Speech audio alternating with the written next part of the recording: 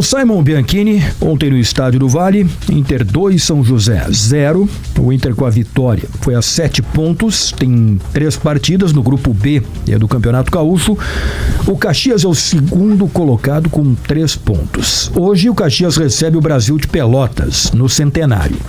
Mesmo que o Caxias vença a partida, vai a 6 pontos e o Inter tem 7, né? Então uma vitória ontem fundamental para garantir a liderança do grupo B, independente do que aconteceu no complemento da rodada.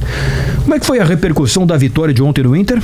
Bom, Gabardo, primeiro que o Inter reconhece que teve um jogo difícil, que a atuação não foi das melhores, que é neste momento normal ter algum tipo de instabilidade pelo começo da temporada, né? Pelos jogadores estarem voltando ao melhor condicionamento físico, alguma questão de entrosamento, apesar da base ter sido mantida da temporada passada, o Inter tem algumas adaptações, por exemplo, não tem 2 meias que costumam jogar pelo lado direito, o Gabriel Carvalho e o próprio Bruno Tabata, teve a lesão do próprio Bruno Gomes, o Bernabé fez apenas seu segundo jogo, teve uma pré-temporada mais curta por conta da sua longa novela para permanência, e tudo isso é apontado como alguns fatores para algumas dificuldades para furar uma equipe naturalmente retrancada e que fez um jogo praticamente só defensivo, como o São José ontem, quando perdeu um jogador ainda nos minutos iniciais com a expulsão que o Inter entende que foi justa por parte do Jonathan Varela com o árbitro de vídeo. Aliás, o Inter salienta a importância do VAR neste campeonato gaúcho.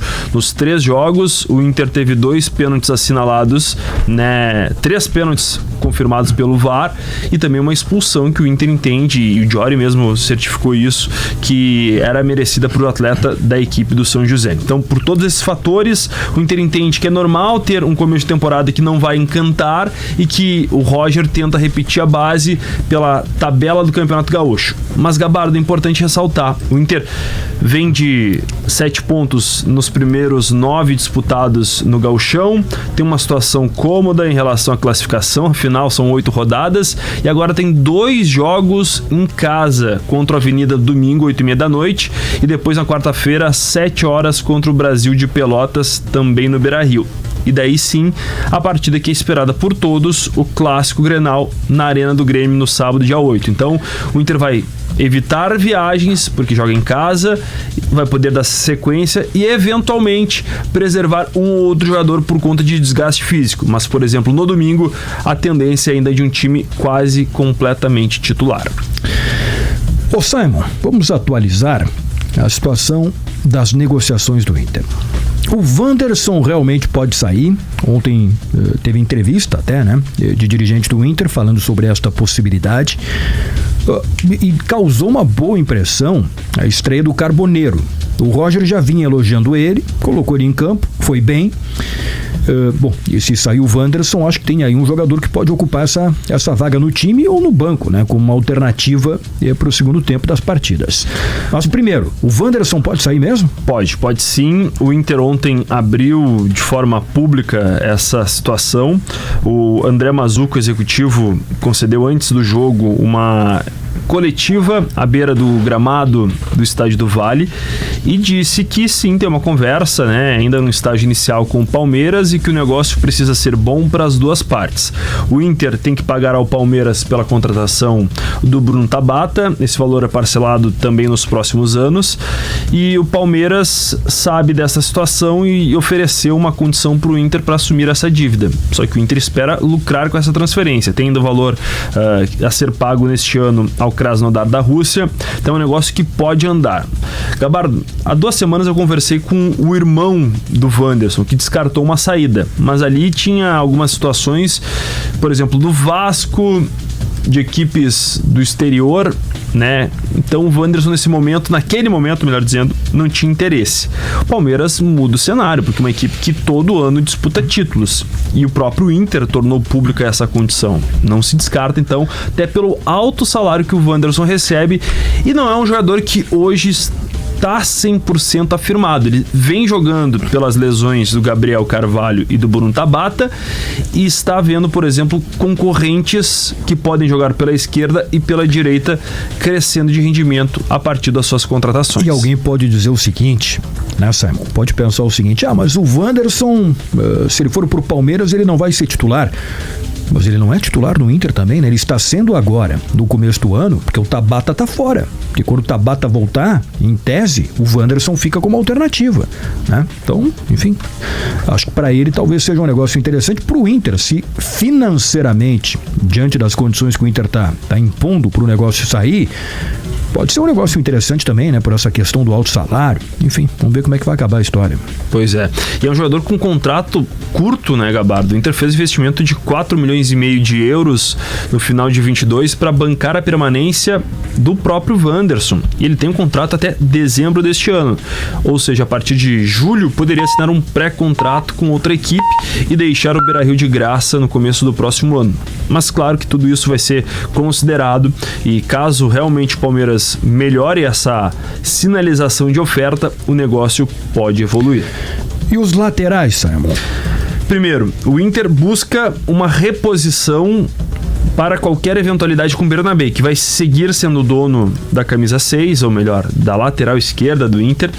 O Ramon, também ontem nessa manifestação do André Mazzucco, admitiu que é o jogador que o Inter tem conversas, não um negócio que está próximo de ser concluído, mas é um jogador que agrada e chegaria com esse status de alternativa ao Bernabé.